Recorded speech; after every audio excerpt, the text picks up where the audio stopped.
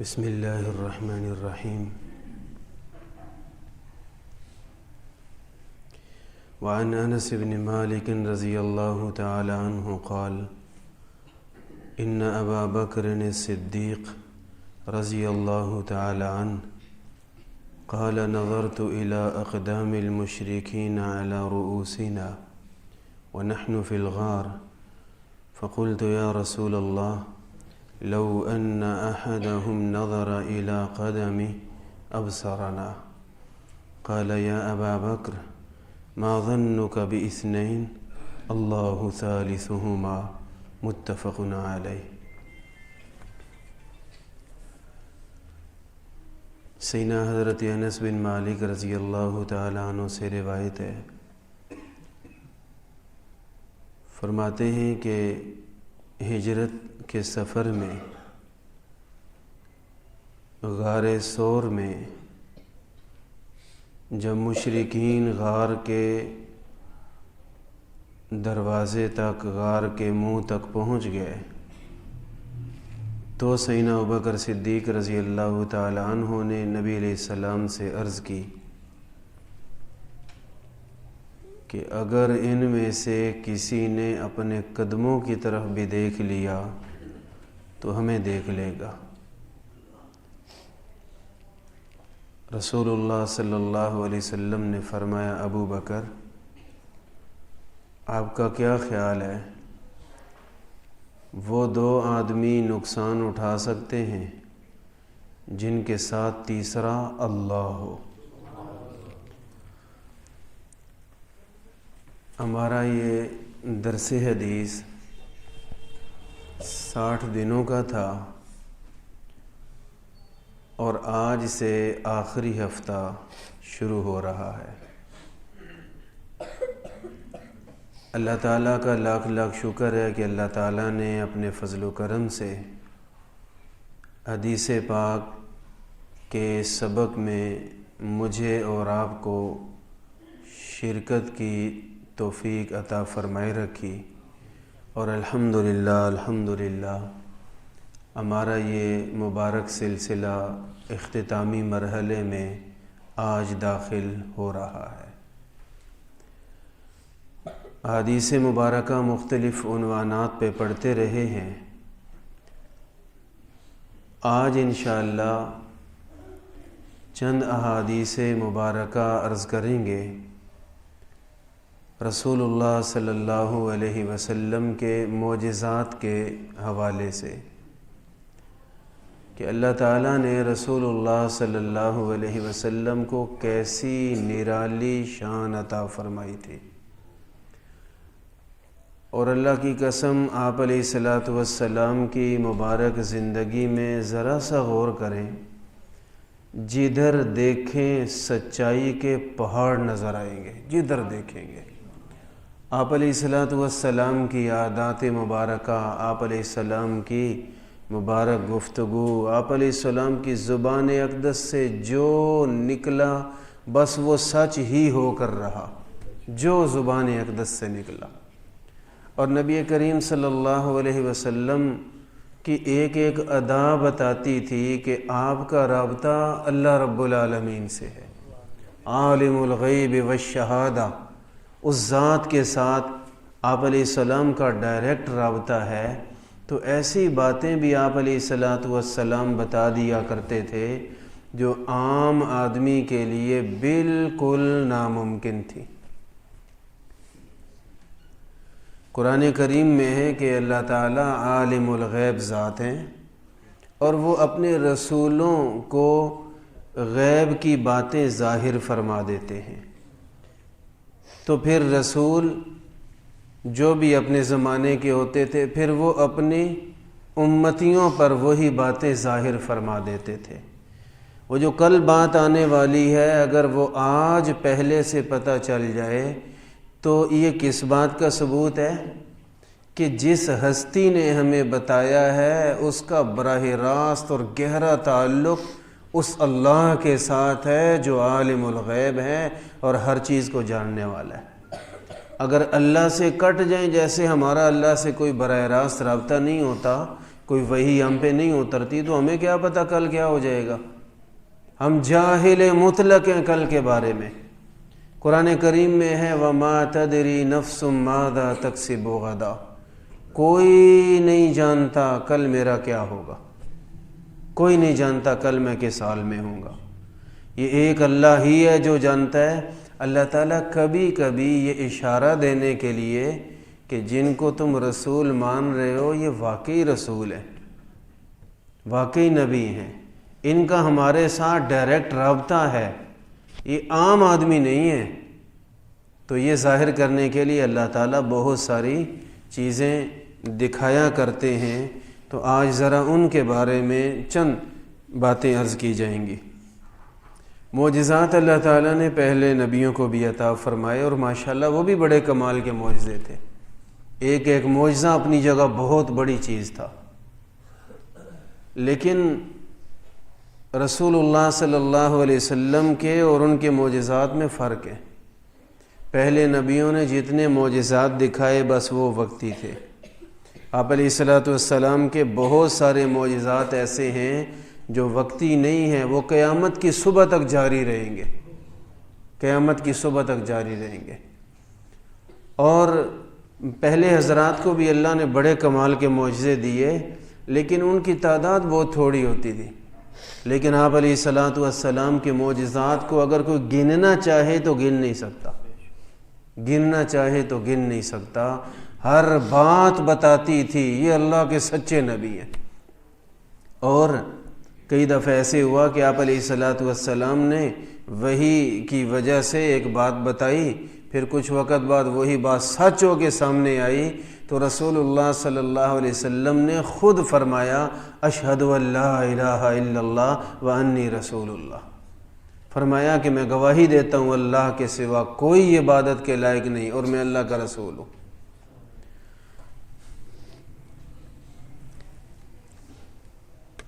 یہاں پہلا معجزہ جو نبی کریم صلی اللہ علیہ وسلم کا لکھا ہے وہ یہ کہ جب ہجرت کا سفر تھا اور رسول اللہ صلی اللہ علیہ وسلم غار ثور پر تھے تو وہاں غار ثور ہے اس طرح کہ غار کے منہ سے ایسے نیچے اندر اترتے ہیں، اتر کے آتے ہیں اور اندر بیٹھا ہوا آدمی یوں باہر والے کو دیکھتا ہے، اس کے قدم نظر آ رہے ہوتے ہیں. اللہ کی قدرت دیکھیے کہ مشرکین مکہ نبی علیہ السلام کی تلاش میں کھوجیوں کے ذریعے اور قیافہ شناسوں کے ذریعے وہ ان پہاڑوں اور پتھریلے راستوں پہ بھی ڈھونڈتے ڈھونڈتے ڈھونڈتے ڈھونڈتے پہنچ گئے. آپ علیہ السلام مکہ سے تو نکل آئے، کسی کو پتہ نہیں چلا، سمجھ نہیں آئی. اور آپ علیہ السلام غار کے اندر ہیں، غار بھی کوئی بڑا نہیں ہے، چھوٹا سا غار ہے. اندازہ کیجئے جو دشمن اتنا قدموں کے نشان تلاش کرتا کرتا یہاں تک پہنچا ہے اور قدم کا نشان غار کے اندر اتر رہا ہے، تو آپ کیا سمجھتے ہیں کہ آنے والے اتنے بیوقوف تھے کہ وہ غار کے اندر کی تلاشی نہیں لیں گے؟ ایک ہی مطلب ہے کہ جنہوں نے عین اس رستے کو ڈھونڈ لیا، غار کے دروازے تک آپ پہنچے، تو اب تو ایک ہی صورت ہے کہ سارے اندر آئیں گے اور کام خراب ہے. ایک ہی صورت بنتی تھی. تو جب وہاں پہنچے تو آپس میں گفتگو کر رہے ہیں. سیدنا ابوبکر صدیق رضی اللہ عنہ کو بہت پریشانی ہوئی، اور پریشانی اپنی نہیں کہ پکڑا جاؤں گا مارا جاؤں گا. ایک ہی فکر تھی کہ اللہ کی بہت بڑی امانت میرے حفاظت اور حراست میں ہے، ایسا نہ ہو کہ آپ علیہ الصلوۃ والسلام پہ آ جائے. تو اس وقت جب بڑی پریشان کن صورتحال میں عرض کی کہ آقا انہوں نے قدموں کی طرف دیکھ لیا، اپنے پاؤں پہ نظر پڑی، اندر ہم بھی نظر آ جائیں گے. تو اس وقت حضور نے فرمایا ہو ہی نہیں سکتا. سوال دنیا داری کے حساب سے ہے کہ ہو کیوں نہیں سکتا؟ انہی قدموں کے نشان تک یہیں تک تو پہنچے، کہاں مکہ، کہاں یہ باہر یہاں تک پہنچ گئے. تو جن کی اتنی پہچان ہے وہ تو ضرور اندر آئیں گے، اور اللہ رب العالمین نے وہیں سے ان کو ٹالا، اور ٹالا کیسے؟ مکڑی کے جالے کے ذریعے سے۔ اللہ اکبر۔ اللہ چاہتے تو آسمان کے بڑے بڑے فرشتے، بڑی بڑی طاقتور مخلوقات اللہ کے پاس ہیں، اللہ ان کو کھڑا کر دیتا، کوئی پہاڑ کے قریب نہ آتا، نیچے سے چڑھ ہی نہ سکتا۔ لیکن اللہ تعالی ہمیشہ اپنی قدرت دکھاتے ہیں۔ مکڑی کا جالا قرآن میں ہی آتا ہے، وَإِنَّ أَوْهَنَ الْبُيُوتِ لَبَيْتُ الْعَنكَبُوتِ لَوْ كَانُوا يَعْلَمُونَ۔ فرمایا کائنات میں جتنے گھر ہیں مختلف جانداروں کے، سب سے زیادہ کمزور ترین گھر مکڑی کا جالا ہے۔ اللہ نے اس کے ذریعے بچا کے بتایا کہ تم لوگ دین کا کام کرو نہ کرو، اللہ محتاج نہیں ہے، ہاں تم محتاج ہو دین کے کام کے، الا تنصروہ فقد نصرہ اللہ۔ کوئی نہیں بھی مدد کرتا تو اللہ تو اپنے نبی کو بچا لے گا۔ تو بہرحال وہاں آئے ہوں کو اللہ نے پھیر دیا اور عقل کے اندھے ہو کے واپس چلے گئے، آپ علیہ السلام کو تلاش نہیں کر سکے۔ تو بات سچی نکلی کہ نہیں حضور کی؟ حالانکہ اگر حساب لگایا جائے تو جو یہاں تک پہنچ گئے کبھی بھی نہیں ہو سکتا کہ 1 منٹ بھی دیر کریں وہ، لیکن اللہ نے ان کو پھیر دیا۔ ہوتا وہ ہے جو اللہ چاہتا ہے، جو اللہ چاہتا ہے۔ آگے سیدنا حضرت ابو بکر صدیق رضی اللہ تعالیٰ عنہ کا ہی ایک تفصیلی واقعہ ہے۔ وہ فرماتے ہیں کہ براء بن عازب رضی اللہ تعالیٰ عنہ کے ہاں گئے تھے، تو وہاں پہ ایک واقعہ انہوں نے عرض کی کہ ابو بکر صدیق آپ نبی علیہ السلام کے ساتھ تھے ہجرت کے سفر میں، تو بتائیں کیسا رہا سفر اور کیا اس کے حالات تھے؟ تو فرماتے ہیں کہ ہم جب غار سے نکل کے آگے ہم نے سفر شروع کیا نا، سیدنا ابو بکر صدیق فرماتے ہیں جب غار میں 3 دن رہ لیا، آگے کا سفر شروع کیا، تو کہتے ہیں کہ ہم نکلے اور صبح کا وقت تھا، ابھی دوپہر کا سورج گرم ہو رہا تھا۔ تو راستے میں ایک جگہ ہم نے ایک پتھر دیکھا، بہت بڑا پتھر تھا، اور راستے میں دور دور تک کوئی گزرنے والا نہیں تھا۔ میں نے نبی کریم صلی اللہ علیہ وسلم سے عرض کی، آقا اس پتھر کا سایہ بھی ہے؟ آگے سایہ نام کی چیز کوئی نہیں، آپ کچھ دیر آرام فرما لیں اور میں پہرا دیتا ہوں، کوئی مسئلہ ہوا تو پھر میں جگا لوں گا، تو آپ آرام فرما لیں۔ رسول اللہ صلی اللہ علیہ وسلم اس پتھر کے سائے میں، بڑی سی چٹان تھی، آپ علیہ السلام آرام فرمانے لگے۔ سیدنا ابوبکر صدیق رضی اللہ تعالیٰ عنہ اس انداز سے کہ کسی کو محسوس نہ ہو کہ کوئی خاص بات ہے، وہ گئے، دور ایک آدمی بکریاں چرا رہا تھا، اور فرماتے ہیں کہ وہ بھی ادھر ہی رہا تھا، یہاں سایہ اسی جگہ تھا، تو اس کی بھی صلاح ہوگی کہ میں جہاں روزانہ اس سائے میں بیٹھتا ہوں تو یہاں بیٹھ جاؤں۔ اب مجھے ٹینشن تھی کہ یہ آئے گا تو پہچان بھی لے گا، اور یہ آئے گا تو نبی کریم صلی اللہ علیہ وسلم کے آرام میں بھی خلل آئے گا۔ کہتے میں نے اس کو وہیں باتوں میں لگایا، گپ شپ لگائی کافی دیر اس کے ساتھ، اور اس کو میں نے پھر کہا کہ آپ کی اتنی بکریاں ہیں، تو اگر آپ مناسب سمجھو تو ہمیں تھوڑا سا دودھ دے دو۔ اس زمانے میں دودھ مانگ لینا کوئی عیب نہیں تھا، کیونکہ یہ فروخت ہونے والی چیز تھی ہی نہیں۔ تو انہوں نے، چرواہے نے کہا ٹھیک ہے لے لیں، کوئی مسئلہ نہیں۔ تو کہتے ہیں کہ میں گھر سے نا ایک پیالہ لکڑی کا لے آیا تھا، اس سوچ سے کہ رسول اللہ صلی اللہ علیہ وسلم کے ساتھ جا رہے ہیں سفر میں، تو کہیں آپ علیہ السلام کو پانی پیش کرنا پڑا تو یہ پیالہ میرے پاس اچھا پڑا تھا، وہ میں لے کے آیا۔ آج ہم بھی اب علماء کرام کے لیے اپنی چیزیں پیش کرتے ہیں، اپنا کھانا پیش کرتے ہیں، برتن پیش کرتے ہیں، ہوتی ہے جماعت والے حضرات آئیں ان کی خدمت کریں، اکرام کریں، لیکن کیا قسمت اور مقدر تھی، گھر سے پیالہ اٹھا رہے میں حضور علیہ السلام کو اس میں پانی پلاؤں گا۔ تو وہ ایک اچھا سا پیالہ کہتے میں لایا تھا، اور گھر سے آتے ہوئے میں نے کچھ پانی بھی رکھ لیا تھا اپنے پاس، تو وہ قدرے ٹھنڈا پانی تھا، گرمی کا موسم، پیاس کا وقت، تو دودھ میں لایا اور لا کے آپ علیہ السلام کو پلایا، تو اس سے پہلے میں نے اس دودھ میں پانی ڈالا تاکہ یہ ٹھنڈا پانی تازہ دودھ میں جائے اور اس میں بھی ذرا سی ٹھنڈک آ جائے اور پیاس بجھانے کے لیے بھی کام آ جائے۔ تو آپ علیہ الصلوۃ والسلام کو میں نے وہ دودھ پلایا، وہ کافی سارا دودھ تھا، اور سیدنا ابوبکر صدیق رضی اللہ تعالیٰ عنہ کیا نظر تھی ان کی، کیا سوچ تھی۔ فرما رہے ہیں کہ اتنا نبی علیہ السلام نے پیا، اتنا پیا، اتنا پیا کہ میں خوش ہو گیا۔ یہ نہیں بنتا کہنا، یوں کہنا چاہیے تھا اتنا پیا کہ آپ علیہ السلام سحر ہو گئے، آپ کی پیاس بجھ گئی، آپ کی بھوک ختم ہو گئی، کہنا تو یہ تھا۔ اور ایسے فدا نبی علیہ السلام پہ کہہ کیا رہے ہیں، حضور علیہ السلام نے پیا، اتنا پیا، اتنا پیا کہ میرا دل خوش ہو گیا کہ الحمدللہ حضور علیہ السلام نے بڑا دودھ پی لیا، انشاءاللہ آپ کو اگر سفر میں پریشانی نہیں ہوگی۔ کہتے ہیں کہ جیسے ہی ہم آگے نکلے اور ظہر کے بعد کا وقت ہوا تو دور سے ایک گھوڑے والا شخص آ رہا تھا۔ میں نے عرض کی قد ادرکنا یا رسول اللہ، اے اللہ کے نبی صلی اللہ علیہ وسلم، دشمن تو ہماری تلاش میں ہے، اور وہ سامنے جو آ رہا ہے آنے والے کا انداز بتا رہا ہے کہ وہ جنگجو قسم کا بندہ ہے۔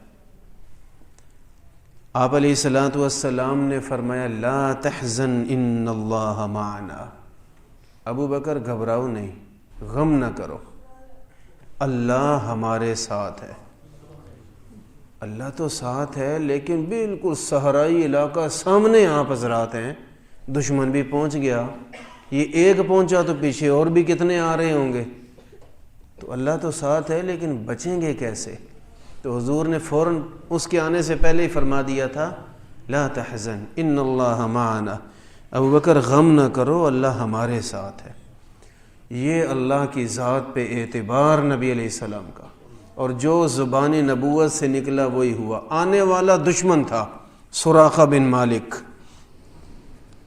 اور دشمن آیا اور اس نے آپ علیہ الصلوۃ والسلام کو دیکھ کے وہ تو بڑا خوش ہوا کہ پکڑے گئے۔ جب وہ آگے بڑھا، اس سے دور چند قدموں کے فاصلے پہ ہی کچھ گفتگو بھی ہوئی، تو آپ علیہ الصلوۃ والسلام اس سے بات بھی کر رہے ہیں، اور ہر بات کے جواب میں ابوبکر سے کہہ رہے ہیں ابوبکر خیر ہے انشاءاللہ، پریشانی کی کوئی بات نہیں۔ دشمن ہے اور وہ اسلحے سمیت آیا کھڑا ہے، پیچھے سے اور بھی پہنچنے کا امکان ہے، آپ فرما رہے ابوبکر پریشان نہیں ہونا۔ تو بہرحال وہ آگے بڑھا، اور اس نے آگے بڑھ کے حملہ کرنا چاہا، تو ان کے گھوڑے کے اگلے پاؤں زمین میں دھنس گئے، گھوڑے کا پیٹ زمین کے ساتھ لگ گیا، یکدم یوں دھنسا، اور یہ بھی گر گیا آدمی۔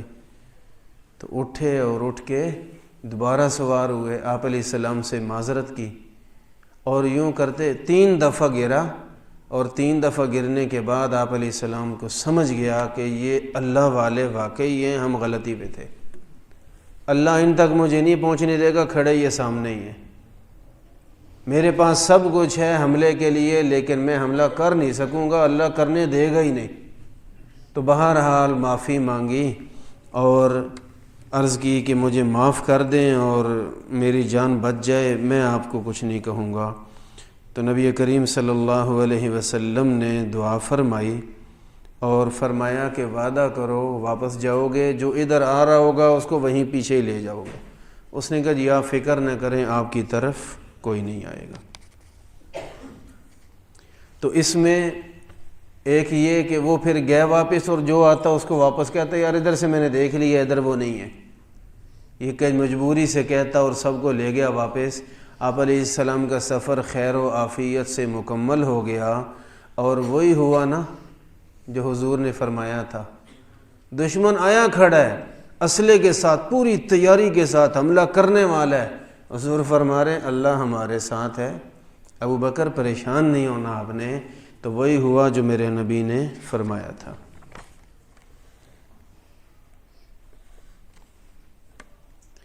اور ان کو جاتے ہوئے سراقہ بن مالک کو آپ علیہ السلام نے ایک جملہ فرمایا تھا، میں نے تفصیل سے حدیث سنائی تھی۔ آپ نے فرمایا تھا جب یہ پیچھے مڑا تو آپ نے فرمایا سراقہ وہ کیا تیری کیا شان ہوگی اس وقت جب تیرے ہاتھ میں کسریٰ کے کنگن ہوں گے۔ کسریٰ اس وقت کی بڑی سلطنت تھی اور یہ عرب تو کبھی بھی ان سے نہیں لڑ سکتے تھے، اتنی طاقت والی اسٹیٹ تھی، اور اس کے بادشاہ کا شاہی لباس تھا سونے کے کڑے، کسی اور کو اجازت نہیں تھی وہ پہننے کی۔ جس طرح کسی کی مہر آپ نہیں بنوا سکتے، بنوائیں گے تو آپ کی خیر نہیں ہے، کسی کے دستخط آپ نہیں کر سکتے، تو اسی طرح وہ بادشاہ کی علامت تھی، وہ کڑے کوئی پہن ہی نہیں سکتا تھا۔ حضور نے فرمایا تیری کیا شان ہوگی جب تیرے ان ہاتھوں میں اس کسریٰ کے کنگن ہوں گے۔ تو وہ مڑ کے کہنے لگا میرے ہاتھوں میں کون سے کسریٰ کے؟ کہا جی کسریٰ جو ہے، کسریٰ بن ہرمز۔ اچھا، وہ چلا گیا، اور بعد میں سیدنا عمر رضی اللہ عنہ کا زمانہ آیا، وہ فارس فتح ہوا، بادشاہ قتل ہوا، اس کے ہاتھ کاٹ کے اس میں سے وہ کنگن لائے گئے، اور مدینے میں سیدنا عمر بن خطاب نے اپنے ہاتھوں سے انہی کو پہنائے۔ یہ مسلمان ہو چکے تھے سراقہ بن مالک رضی اللہ عنہ۔ میرے نبی کی زبان سے نکلی ہوئی بات کبھی بھی غلط نہیں ہو سکتی، جو زبان اقدس سے نکلا ہو کے رہا۔ یہ تاریخی باتیں ہیں جو اس آپ علیہ الصلوۃ والسلام کی سچائی کا ثبوت ہیں۔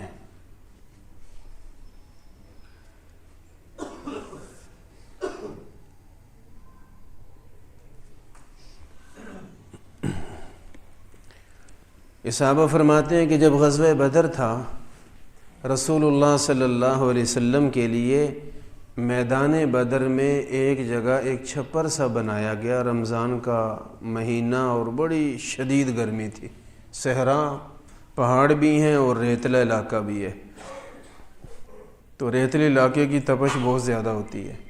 ایک چھپر بنا دیا گیا جہاں نبی علیہ السلام ٹھہریں گے جنگ میں، اور فرماتے ہیں کہ آپ علیہ الصلوۃ والسلام لڑائی والے دن صبح اٹھے اور لڑائی سے پہلے میدان میں تشریف لائے، اور آپ علیہ الصلوۃ والسلام اپنے ساتھیوں سمیت آئے اور مختلف جگہ پہ جا کے اپنے ہاتھ مبارک سے، بعض میں چھڑی کا ذکر ہے، یہاں ہاتھ مبارک کا ذکر ہے، ہاتھ مبارک سے اشارہ کرتے ابو جہل یہاں مارا جائے گا، فلاں آدمی اس جگہ مارا جائے گا، جا جا کے یہاں یہ آدمی قتل ہو کے گرے گا، یہاں بڑے بڑے بدماشوں کے نام لے کے جنہوں نے پورے عرب کو مصیبت ڈالی ہوئی تھی۔ فرمایا آج لڑائی ہوگی تو دیکھنا وہ آدمی یہاں قتل ہوگا، وہ آدمی یہاں قتل ہوگا، جا جا کے آپ علیہ السلام نے فرمایا۔ اور جنگ جب ہوئی اور بڑی زبردست ہوئی، کہتے ہیں اللہ کی قسم ہم جب جنگ کے بعد گئے، دشمن بھاگ گیا تھا لاشیں چھوڑ کے، جس جس کا نام لیا تھا، جس جگہ کا اشارہ کیا تھا، ایک آدمی کی لاش بھی اس جگہ سے ہٹی ہوئی نہیں تھی۔ تو یہ کیا تھا؟ رسول اللہ صلی اللہ علیہ وسلم کے رسول اور سچے نبی ہونے کا ثبوت تھا۔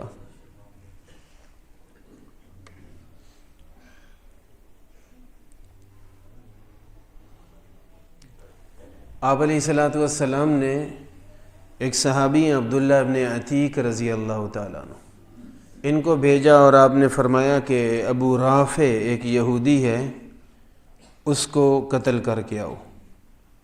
قتل کرنے کا حکم نبی کریم صلی اللہ علیہ وسلم نے اس لیے دیا تھا کہ یہ بہت بڑا وڈیرا جاگیردار تھا، مدینے میں یہودی تھا، اور شہر سے باہر اس کا اپنا قلعہ تھا اور بڑا ٹھیک ٹھاک نظام اپنی زمینوں میں اس نے بنایا ہوا تھا۔ تو اس کا کام یہ تھا کہ روزانہ شام کو اس کے ہاں محفل لگتی اور ناچ گانا اور نہ جانے کیا کیا بکواسات، اور ساتھ نبی علیہ الصلوۃ والسلام کی مذمت کی جاتی، آپ کی توہین کی جاتی۔ آپ علیہ السلام کو پتہ چلا تو آپ نے فرمایا کہ اسے کون قتل کرے گا۔ اس سے بات سمجھ میں آئی، یہ بخاری اور مسلم کی حدیث ہے، اس سے سمجھ میں آئی کہ اگر کوئی آدمی نبی علیہ السلام کی شان اقدس میں گستاخی کرتا ہے تو گستاخ کا ایک ہی علاج ہے جو نبی علیہ السلام نے تجویز کیا، وہ یہ ہے کہ سر تن سے جدا، ایک ہی حل ہے اس کا۔ آپ علیہ الصلوۃ والسلام کی شان اقدس ہماری غیرت کا معاملہ ہے، آج کل جو تھوڑا زیادہ پڑھ لکھ جاتے ہیں تو وہ اس معاملے میں کہہ رہتے ہیں کہ یار یہ اس کو ہم اپنی کمزوری نہ بنائیں، کافروں کے ہاتھ کمزوری لگ جاتی ہے، وہ آپ علیہ السلام کی شان میں گستاخی کرتے ہیں، ادھر ہم جناب احتجاج شروع کر دیتے ہیں، تو ہمیں اس کو محسوس ہی نہیں کرنا چاہیے۔ یہ کہنا ہی بے غیرت ہونے کی دلیل ہے کہ ایمانی غیرت کا اس نالائق کو اندازہ ہی نہیں ہے، اندازہ ہی نہیں کہ غیرت کہتے کس کو ہے۔ اسی آدمی کی بہن کو، ماں کو کچھ کہہ دو تبھی بھڑک جائے گا۔ کہاں گئی اس کی ساری وہ سوچ اور مثبت سوچ اور اس کی امن پسندی؟ تو غیرت کا معاملہ جو ہے وہ کوئی اور ہوتا ہے، وہ ہر ایک کو سمجھ نہیں آتا، ہر ایک کو سمجھ نہیں آتا۔ وہ کسی نے پوچھا کہ غیرت کی انگلش کیا ہے؟ تو جواب ملا کہ انگریزوں میں غیرت ہوتی نہیں، اس لیے اس کی انگلش بھی کوئی نہیں ہے۔ تو غیرت ہو تو پتہ چلے کہ غیرت کیا ہوتی ہے۔ تو آپ علیہ السلام نے یہ تعلیم دی، ارشاد فرمایا کہ اس کو جا کے قتل کون کرے گا؟ تو عبداللہ ابن عتیق رضی اللہ عنہ گئے اپنے چند ساتھیوں کے ہمراہ۔ ایک بڑا لمبا واقعہ ہے۔ وہ جب شام کو گیٹ بند ہوتا تو ایک بڑے خاص طریقے سے وہ اندر آئے، بیٹھے، اور انہوں نے اندازہ لگا لیا کہ یہ کس کمرے میں سوتا ہے۔ تو وہاں آدھی رات کو جب چراغ بجھا دیے گئے اور پورے قلعے میں امن امان ہو گیا سونے کے لیے، تو یہ اس کے کمرے میں گئے، اور ان کو تسلی نہیں تھی، اندھیرے تھے، روشنیوں کا دور نہیں تھا، تو ان کو یہ اندازہ تھا کہ اس کمرے میں وہ خبیث سویا ہوا ہے، گستاخ، لیکن یہ معلوم نہیں تھا کہ یہاں کس جگہ سویا ہوا ہے۔ تو کمرے میں گئے اور بڑے نرم لہجے میں آواز لگائی، یا ابا رافع، اے ابو رافع، یوں لگا جیسے کوئی اپنا بندہ بلا رہا ہے۔ تو وہ سویا ہوا اٹھ کے بولا، اس نے کہا کیا مسئلہ ہے؟ تو ان کو آواز سے آئیڈیا ہو گیا کہ یہ کہاں ہے۔ تو سیدھے اس کے پاس گئے، اپنی تلوار، اس کے تلوار کی نوک اس کے پیٹ پہ رکھ کے زور دیا، اور کہتے ہیں کہ اس زور دینے سے یہ ہوا کہ اس کی ریڑھ کی ہڈی کے ٹوٹنے کی آواز میں نے خود سنی۔ جب کڑک کی آواز سنی مجھے تسلی ہو گئی یہ خبیث بچے گا نہیں۔ تو پھر میں وہاں سے نکلا، کہتے ہیں کہ وہ نکلا، دوسری تیسری منزل تھی، سیڑھیوں سے اترتے ہوئے، تو راستے میں میرا پاؤں کچھ پھسلا اور میں گرا اور چوٹ لگ گئی، میری ٹانگ ٹوٹ گئی۔ بڑی مشکل سے، اب ٹانگ ٹوٹ جائے تو بندہ ہل نہیں سکتا، لیکن ہم نہیں ہل سکتے۔ وہ صحابہ تھے، بڑی جرت والے لوگ تھے۔ آپ سنتے ہیں نا، ایک صحابی نوجوان تھے، جنگ میں ان کا بازو کٹ گیا تو کیا کیا؟ بازو کو پاؤں کے نیچے دے کے جھٹکا دے کے توڑ کے جان چھڑائی اور اپنا جہاد شروع کر دیا۔ تو یہ صحابہ تھے۔ تو وہ ٹانگ ٹوٹ گئی، جیسے کیسے کہتے ہیں میں باہر نکل آیا اکیلے سے، چابی میں نے سنبھال کے رکھ لی تھی چوکیدار سے چھپا کے۔ باہر آ کے اب بھاگنا ہی بنتا تھا، تسلی تو میں کر آیا، لیکن کہتے ہیں میرے ذہن میں یہ تھا کہ مجھے اللہ کے نبی نے بھیجا ہے، اگر بالفرض وہ آدمی بچ گیا تو میں ٹوٹی ہوئی ٹانگ کے ساتھ دوبارہ جا کے دوبارہ ماروں گا۔ جب تک تسلی نہیں ہوگی نا، میں مدینے جا کے حضور کو بتا نہیں سکتا۔ تو کہتے ہیں کہ میں دور ایک جگہ چھپا رہا، تو جب صبح کا وقت ہوا، یہ اذانوں کا وقت ہوتا ہے، تو قلعے کی دیوار پہ ایک آدمی نے چڑھ کے اعلان کیا کہ انتہائی افسوس کے ساتھ اعلان کیا جاتا ہے، حجاز کا بہت بڑا تاجر، بہت بڑا سردار ابو رافع مر چکا ہے۔ کہتے ہیں میں نے کہا الحمدللہ۔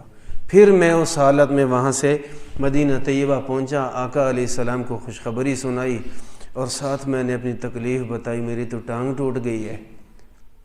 احادیث مبارکہ میں بخاری شریف میں آتا ہے، رسول اللہ صلی اللہ علیہ وسلم نے اپنا نبوت والا ہاتھ بس ایک دفعہ پھیرا، صحابی کہتے ہیں کہ پہلے سے کہیں زیادہ بہترین ہو گئی، ایسی جڑ گئی ہڈی کہ کبھی اس میں مجھے خلل نہیں محسوس ہوا۔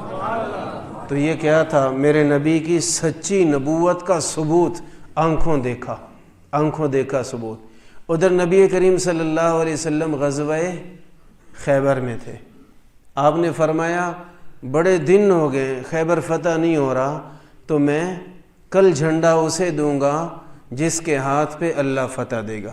لَأُعْتِيَنَّ الرَّائِيَةَ غَدًا رَجُلًا يَفْتَحِ اللَّهُ عَلَى يَدَيْهِ، کل میں اسے جھنڈا دوں گا جس کے ہاتھ پہ فتح نہیں، اللہ فتح دے گا۔ حدیث پاک کے لفظ کیا ہیں؟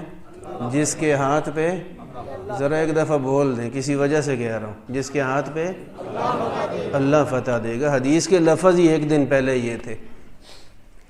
کل جب سب حضرات جنگ سے پہلے آئے تو آپ علیہ السلام کسی کو ڈھونڈ رہے ہیں لیکن وہ نظر نہیں آ رہے۔ آپ نے بار بار دیکھ کے فرمایا این علی، علی کدھر ہے؟ تو بتایا کہ یشتکی عینیہ، علی کی آنکھیں خراب ہیں، تکلیف میں ہے، مشکل میں ہے، اس لیے آج وہ خیمے سے آ ہی نہیں سکے۔ شوق تو ان کو بھی تھا، سب کو تھا، نہ جانے یہ اعزاز کل کسے ملتا ہے، اور کل فتح ہونی ہے، پورے مہینے کی محنت کا ایک ثمرہ ملنے والا ہے، دیکھیں یہ اعزاز کس کے ہاتھ پہ ملتا ہے۔ انہیں بھی شوق تو تھا لیکن آج وہ آ نہیں سکے کیونکہ وہ خود مشکل میں، کیونکہ وہ خود مشکل میں، آنکھیں ان کی دکھ رہی ہیں۔ تو جب آنکھیں خراب ہیں اور دیکھنا ہی مشکل ہو رہا تو جنگ کیسے ہوگی؟ تو فرمایا کہ یشتکی عینیہ، ان کی آنکھیں ٹھیک نہیں ہیں، وہ مشکل میں ہیں، اس لیے تشریف نہیں لا سکے۔ نبی کریم صلی اللہ علیہ وسلم نے فرمایا اسے بلاؤ۔ علی آئے، فرمایا کیا ہوا؟ اپنا مسئلہ عرض کیا۔ رسول اللہ صلی اللہ علیہ وسلم نے، بخاری شریف کی حدیث ہے، پکی حدیث، آپ علیہ السلام نے اپنا لعاب مبارک، جسے ہم تھوک بولتے ہیں، اپنا لعاب مبارک آپ علیہ السلام نے لے کر حضرت علی کی آنکھوں پہ لگایا۔ حدیث پاک میں بخاری شریف میں لکھا ہے فَبَرَأَ مَكَانَهُ، اسی وقت اسی جگہ علی بالکل ٹھیک ہو گئے، فوراً ٹھیک ہو گئے۔ یہ ہے میرے نبی کی سچی نبوت کا منہ بولتا ثبوت، چڑھتے سورج جیسے ثبوت۔ آپ علیہ السلام نے جھنڈا ان کو دیا۔ جھنڈا دینے کا مطلب آج لشکر کا سربراہ اور امیر ان کو بنایا۔ تو سیدنا علی رضی اللہ تعالیٰ عنہ گئے اور ماشاءاللہ اللہ نے اسی دن فتح عطا فرمائی۔ تو بات تو میری یہی ہے، یہاں بھی آپ علیہ السلام کی نبوت سامنے آئی۔ آپ نے کل بتا دیا تھا، کیا بلا؟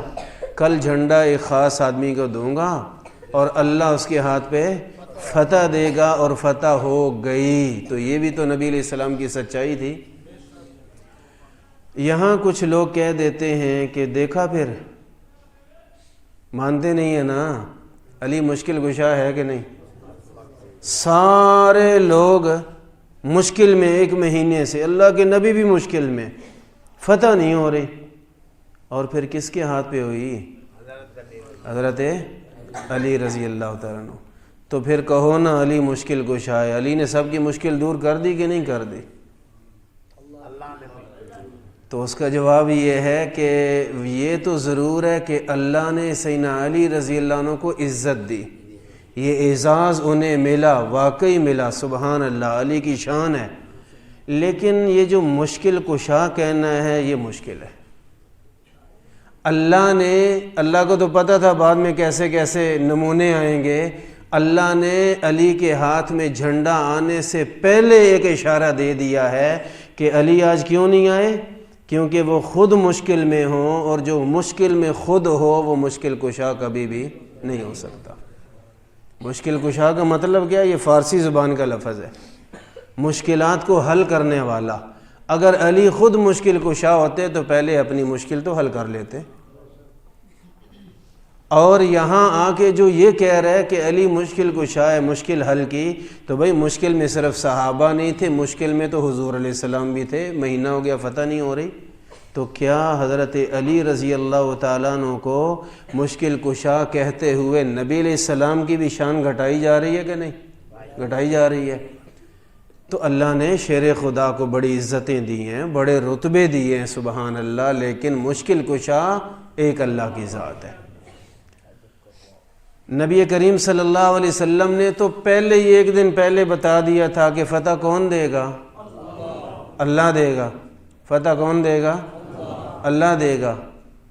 اور ہمیں آج تک سمجھ نہیں آئی، لوگ شور مچا رہے ہوتے ہیں علی مشکل کشا، تو اب میرے نبی نے پہلے لفظ بولے تھے کل جھنڈا اسے دوں گا یفتح اللہ علی یدیہ، اللہ جس کے ہاتھ پہ فتح دے گا۔ تو مشکل حل کی کس نے؟ اللہ نے۔ ہاں اتنا کہتے ہیں کہ سیدنا علی رضی اللہ تعالیٰ عنہ کو اللہ نے اس موقع پہ وہ اعزاز دیا جو کسی اور صحابی کو اس موقع پہ اعزاز نہیں ملا۔ رسول اللہ صلی اللہ علیہ وسلم اللہ کی بڑی سچی ذات، اللہ کے بہت سچے بندے اور سچے رسول ہیں، اور آپ علیہ السلام کی ہر بات ہر ادا سچائی کا بہت بڑا ثبوت ہے، سچائی کا بہت بڑا ثبوت۔ آج کا درس تو یہیں ختم کرتے ہیں، انشاءاللہ اللہ نے چاہا تو آئندہ درس میں باتیں ہوں گی۔